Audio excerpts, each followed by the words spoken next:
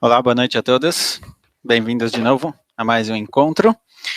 Vamos seguir o nosso encontro no Kuzari, certo? A situação aqui em Israel tá apertando. Daqui a pouco não vai poder sair de casa mais. Mas Bezerra, a gente passe logo. A gente fazer um breve resumo, então, só o que a gente viu ontem. Ontem a gente seguiu um pouquinho mais no Kuzari e já viu a primeira discussão entre o Kuzari, o rei de Kozar, e o filósofo, certo?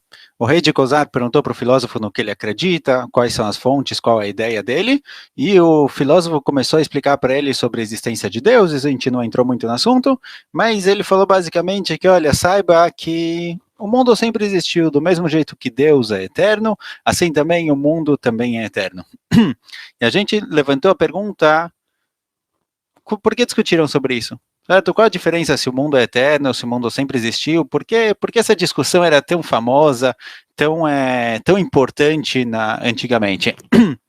E hoje em dia, ela também começou a ser traduzida num outro sentido, porque mesmo a ciência hoje em dia, que é o desenvolvimento do filósofo, digamos assim, hoje em dia a ciência assumiu a filosofia antiga, mesmo a ciência concorda que o mundo foi criado em algum momento, certo? Não importa o modo como ele foi criado, talvez eles não acreditam que Deus criou o mundo, mas o mundo sim foi criado em algum momento, não pode ser que ele sempre existiu, não pode ser que ele é eterno.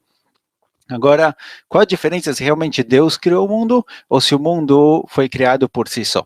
Certo? Mas antes de entrar realmente no ponto da discussão aqui, vamos falar um pouquinho sobre a criação do mundo.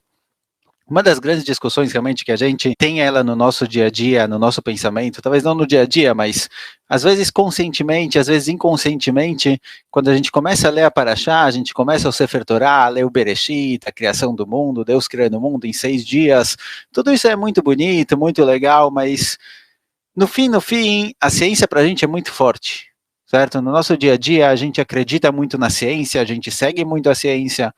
Você não tem nem dúvida que quando você pega um celular, você disca os números e você fala com alguém, você está falando com a pessoa do outro lado do mundo, não tem nem dúvida de que isso funciona, você acredita nisso, você não tem uma questão por trás se realmente isso é verdadeiro ou não. Porque a ciência está presente no nosso dia a dia, ela é muito verdadeira. E de repente, quando chega numa questão de fé, numa questão de emuná sobre a criação do mundo, a gente vai falar, não, olha, o que a ciência fala é besteira, quer saber? Deus criou o mundo, o homem não veio do macaco? Será que isso é verdadeiro? Talvez não, talvez realmente o homem veio do macaco. Será que a gente tem algum problema com isso? Então vamos só ver algumas explicações que tentam harmonizar, digamos assim, entre a visão da ciência de que o mundo é evolutivo, que ele começou em algum lugar do nada e foi se evoluindo, e a ideia de que Deus criou o mundo. Existem aqui algumas explicações para essa questão. A primeira explicação aparece numa carta do Rav Kook. O Rav Kook foi o grande rabino de Eretz Israel, no começo do sionismo, ele que estava aqui em Eretz Israel, ele foi o grande rabino, o grão rabino, e ele tem uma carta em que ele fala o seguinte, ele fala que de acordo com o Zohar, realmente existiram outros mundos antes do nosso. Então, se vocês achavam que vocês eram novinhos, primeira geração de seres humanos, não geração, mas é primeiro mundo, sinto muito, mas de acordo com o Zohar, de acordo com a Kabbalah, existiram outros mundos. Como a gente encontra no Midrash, o Midrash pergunta o que Deus fazia antes de criar o mundo.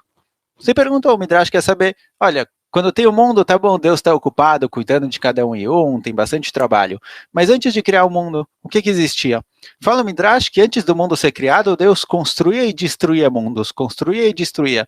Ou seja, no Pshat, na linguagem desse Midrash, a gente já encontra a ideia de que possivelmente o nosso mundo onde a gente vive não é o primeiro.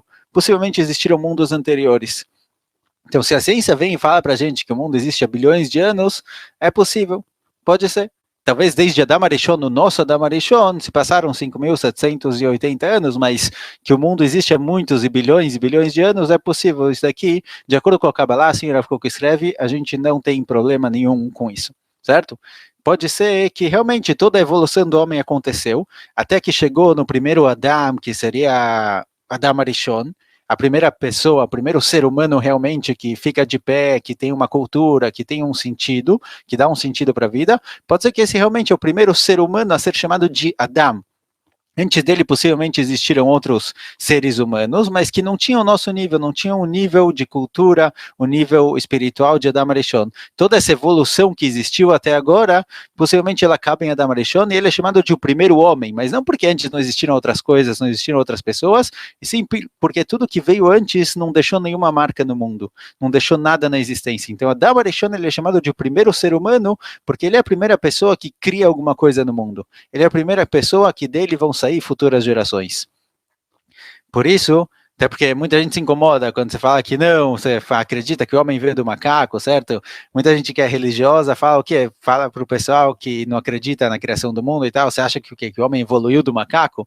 Mas a verdade é que se a gente pegar a história da Torá, o homem veio do pó da terra. Então, o que é melhor, vir do macaco ou da terra? As duas opções não são as melhores opções. Mas não incomoda, é possível realmente que existia um processo de evolução, que a Torá não contou sobre ele, a Torá foi diretamente, ela pulou diretamente para o Adam Rishon, para o primeiro ser humano, porque ele realmente importa. A Torá foca no que é importante, não no que não tem sentido.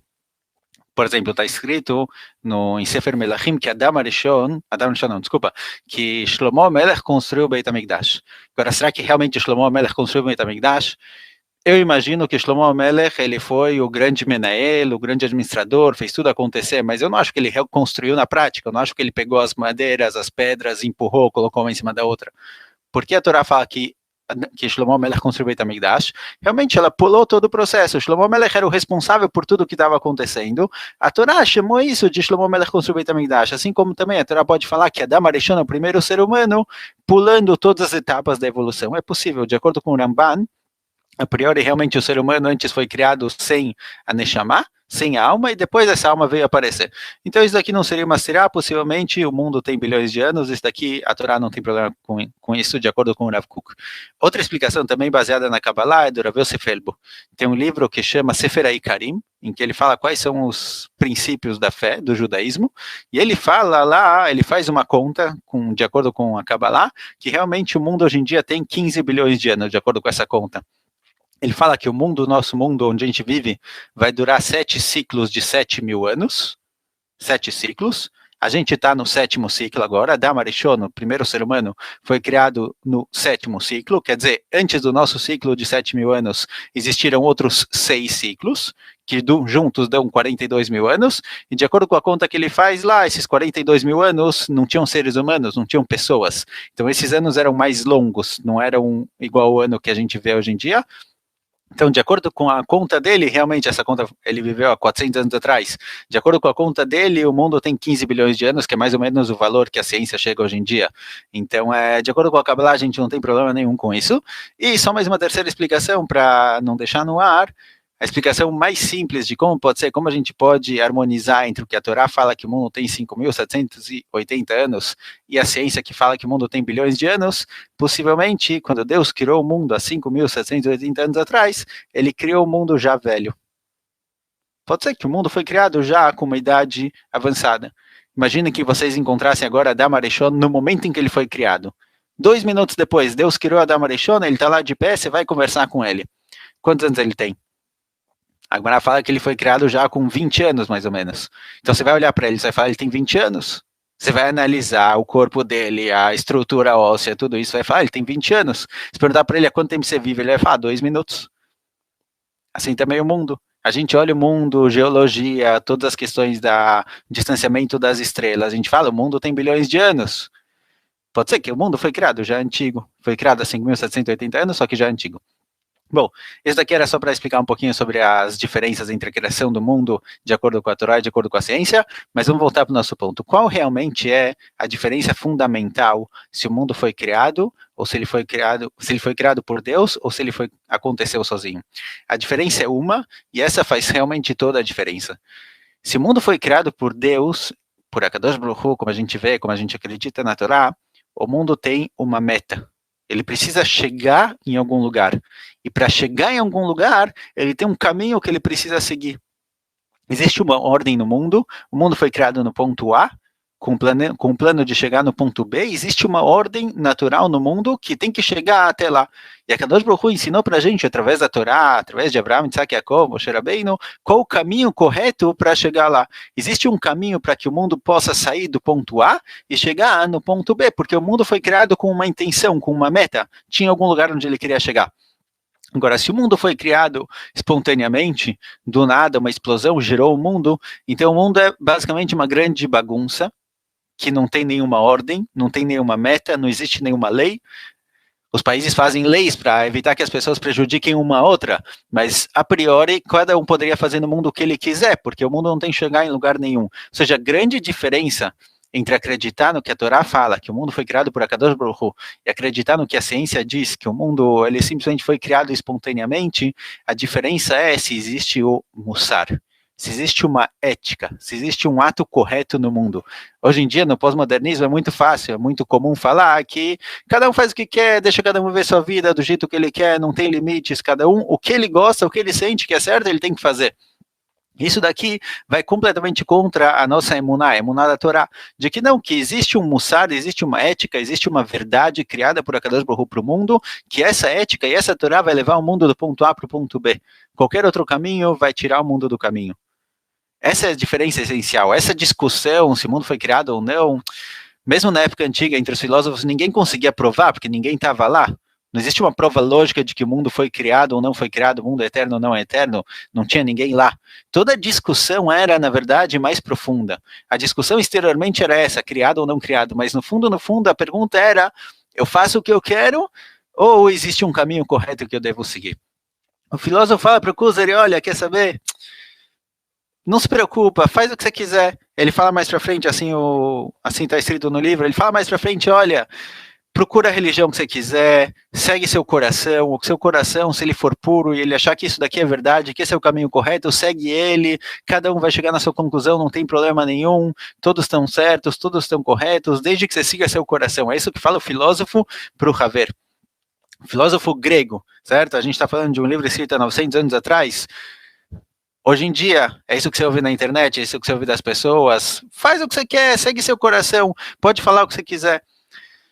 Fala o Kuzari explica para ele o seguinte, fala, olha, eu segui meu coração, já tentei isso, já procurei a religião correta, já procurei o caminho correto, já verifiquei todas as opções. Lembra, ontem a gente falou que tem 3 formas de buscar a verdade, ou através dos 5 sentidos, ou através do sentimento, ou através do pensamento.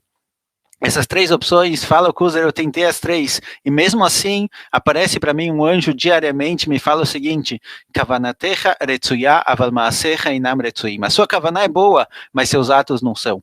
Aparece para mim um anjo que me diz no sonho, dia após dia, que existe um ato correto, existe um caminho correto, que esse caminho eu devo seguir. Agora, o Kuzari entende uma coisa que a gente tinha falado ontem. A gente falou que existem basicamente 3 caminhos para chegar na verdade, para encontrar Kadosh Baruch Hu, digamos assim. Os 5 sentidos, o sentimento e o raciocínio. O Kuzari entende que existe alguma coisa a mais e que é esse caminho que ele tem que seguir. O Kuzari entende o que é o sonho, o que é o anjo que aparece no sonho do Kuzari. Isso daqui é a alma falando. É a alma do Kuzari falando para ele, olha, eu estou vendo sua vontade, eu estou vendo que você está procurando o caminho correto, você pensou qual é o caminho correto, você sente o que é o certo a fazer, toda a sua vontade é ótima, é boa, mas a alma do Kuzari não está contente, porque ele não achou o caminho correto. O Kuzari entende que existe algo espiritual no mundo, algo que a gente não é tangível, você não consegue mexer, às vezes você não entende a lógica disso, mas lá no fundo, a sua alma sente o qual é o certo e qual é o errado. O Kuzari entende que a forma de chegar em Akadosh Baruch Hu é através da alma, é através de algo além do sechel, além da lógica. Por isso, a partir de agora ele vai buscar as religiões. E como a gente falou antes, esse livro Kuzari, o nome original dele era o livro da proteção, que vem Leagen, que vem proteger o judaísmo perante outras religiões, como com o Hachaireia, com provas e explicações. Quando a gente chegar mais para frente, a gente vai ver que em nenhum momento o Rabi Yehuda Levi, no nosso livro, no Kuzari, traz uma prova lógica da existência de Deus. Ele não traz provas lógicas. Todas as provas lógicas podem ser refutadas. Explica para alguém qualquer coisa. Imagina, cada um passou por isso. Com 15 anos você acreditava em uma coisa, com 20 você acreditou em outra, com 40 em outra. O pensamento vai mudando, a lógica vai mudando, de geração em geração, a forma de pensar muda. O Kuzari, o Rabi Yehuda Levi aqui no nosso livro, ele não quer saber de lógica, ele não quer saber de sentimento, ele está falando da alma. No nosso livro, durante o livro inteiro, basicamente, ele não vai trazer nenhuma prova lógica da existência de Akadosh Baruch Hu, porque essa prova lógica pode ser refutada, ela pode ser, posso discordar, posso pensar diferente. Está aqui dentro a emuná. A emuná está na alma da pessoa. E é lá que o Kuzari quer chegar. É lá que o Rabi Yehuda Levi, no nosso livro, ele quer chegar. Só que para alcançar ela está coberta, está encoberta. Quando pequeno, a gente viveu o mundo material. O tempo todo a gente pensava só em comida, só em bebida, só em coisas materiais. E a alma ficou escondida, a alma ficou lá atrás. Lá no fundo, ela ficou coberta por muitas clipot, por muitas coberturas. O que a gente vai fazer nesse livro, no Kuzari, é tentar revelar um pouquinho da alma. Cada buraquinho que a gente conseguir fazer, a gente vai tirar um pouquinho da luz da alma até que ela consiga realmente voltar a brilhar. Quando a gente vai continuar o livro do Kuzari, a gente vai ver que não tem nenhuma prova lógica, não tem nenhuma prova sentimental, ele vai voltado diretamente para a alma. E através do estudo que a gente vai se aprofundando nisso, a alma vai se iluminando, vai conseguindo achar o caminho dela para fora, até que a gente, Bezat Hashem, vai conseguir realmente voltar a se conectar.